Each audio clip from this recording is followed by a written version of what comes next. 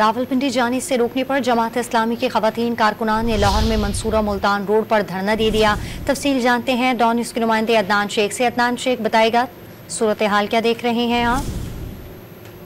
Mansura Multan road के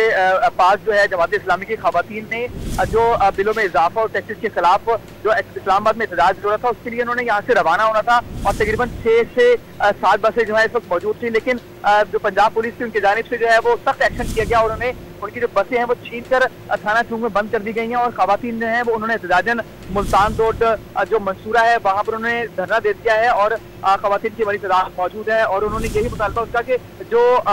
बसें हैं उन्हें वापस की जाए ताकि वो इस्लामाबाद के लिए रवाना होता। पंजाब पुलिस की जानिब से है वो पुलिस की भारी नफर जो है वो तैनात कर दी गई है। खवातीन पुलिस एहलकार भी इस मौके पर मौजूद हैं और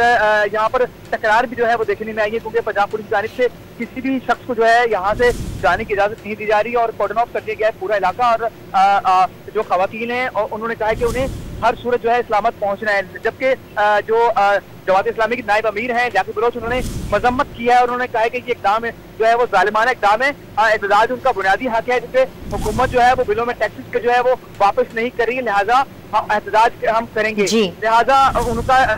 वज़ीर पंजाब मरियम नवाज से ये अपील है कि वो बसें दी जाए ताकि वो जो खवातीन है वो इस्लामाबाद रवाना हो सके। जी, तफसील हमें अपडेट कर रहे थे हमारे नुमाइंदे अदनान शेख, आपका बहुत शुक्रिया।